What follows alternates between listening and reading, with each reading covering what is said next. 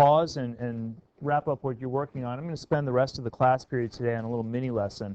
I'm answering Lauren's question regarding the error of the comma splice. So take a look at your MUGS checklist and see if you've committed this error and try to find out where.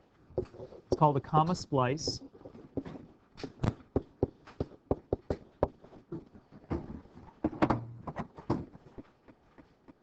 Kylie, what's the revision mark for a comma splice? If you committed that error, what mark will you see? Yeah. Excellent, a CS. And I usually circle the comma that is the focus of the comma splice, and then I write CS above it. Does anybody know what the definition of the word splice is? What?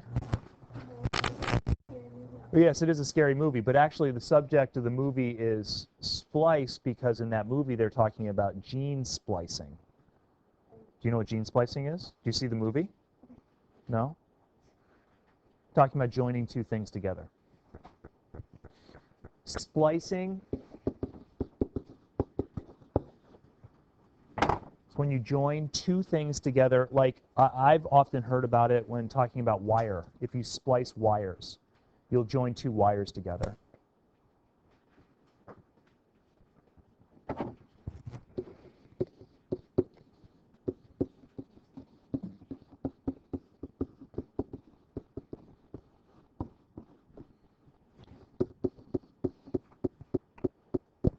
What do you think you've just incorrectly combined or joined together? And Lauren, maybe you can answer this question because you've got an example in front of you. I'm telling you that this is an incorrect joining of two things. The things are two grammatical things. What have you just incorrectly joined? Oh, different times? So there's a tense shift? That's an excellent guess, Lauren. If that were the case, I would have written TS for a tense shift.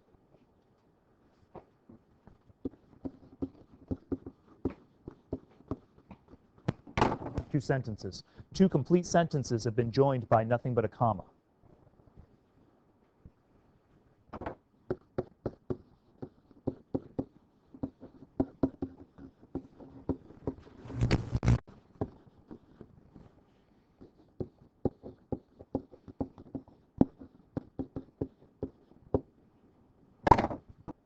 That's a comma splice.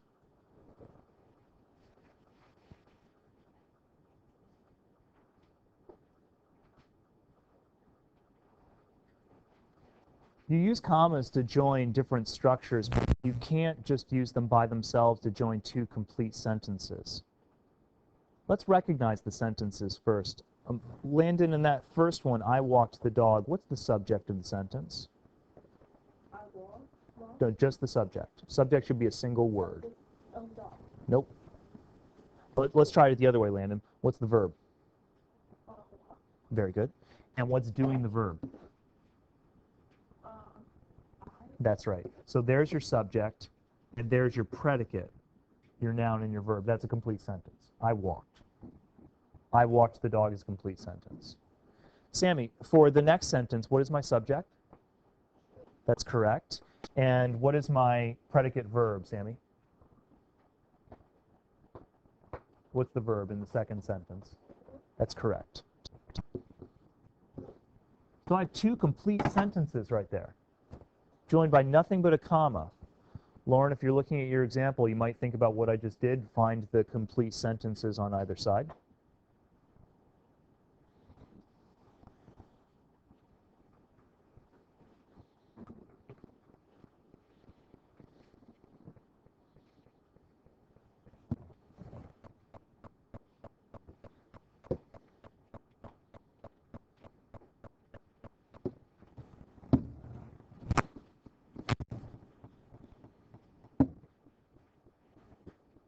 What's the repair? How can you join two sentences together and make a correct compound sentence? Harold.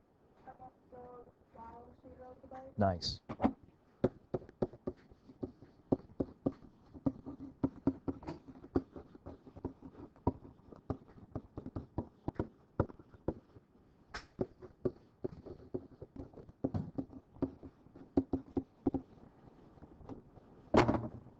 Harold, what type of word did you just add? Oh, man, Harold, you make me happy. I'll do that.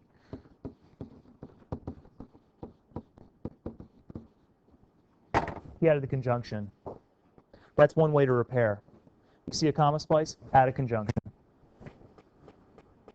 Can somebody give me another conjunction we could have used instead of while? B? Correct. And? Miles? When? All of those would work. Problem solved. Okay, but that's one possible solution. I can think of two other possible solutions. What else could you do to fix this comma splice? You could split them. Very good.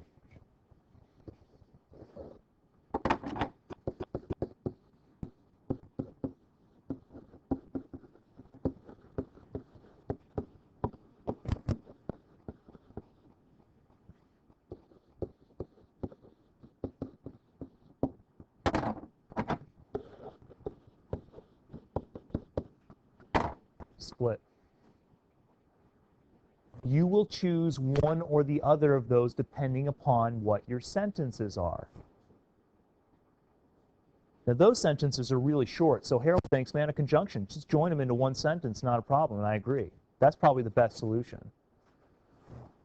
Lawrence, were yours longer, your sentences on either side? One was long, one was short. So Lauren's going to take a look at that and decide which flows better, a conjunction or just a split. Depends upon the sentences. There's one other way that you could fix this. Students don't often use it. Does anybody know what other kind of punctuation you could use there that would be appropriate? We said the comma by itself doesn't work. We do a period, which works. B. Thank you, B. Instead of the period, you could just use a semicolon. That's option 3.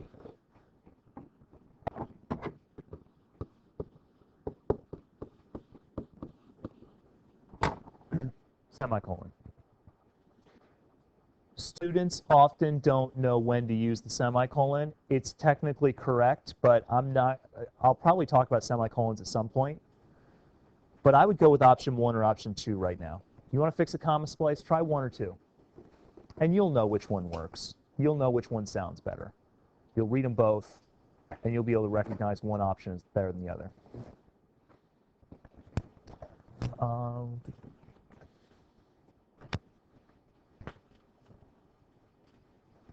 Would you mind? Lauren will type her example, and we'll see a student example. Who else has committed the comma splice error? Just Lauren? Yeah, you did? Okay, cool. So, Trevor, you can be writing in your writer's notebook a revision exercise for yours because it'll be the same kind of thing. I want the original. Yep.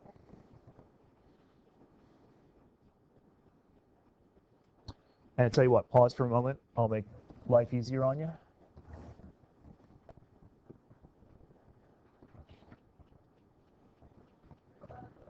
Keep going.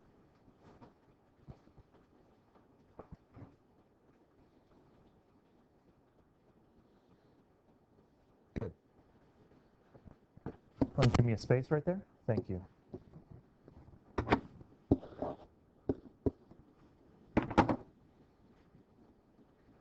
Hold down Control and press D, please.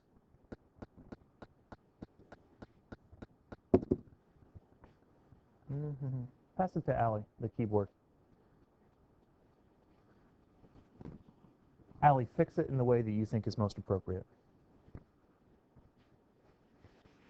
You should, let's see, hold on. Should be in there.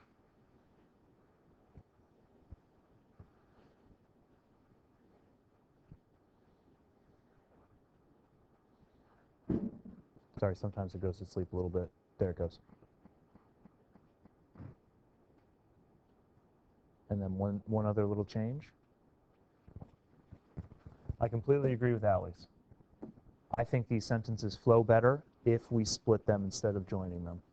I wouldn't put a because. Well, I guess you could put a because in there because that shows the relationship. I wouldn't put an and. I wouldn't I wouldn't use a but. I wouldn't use an or.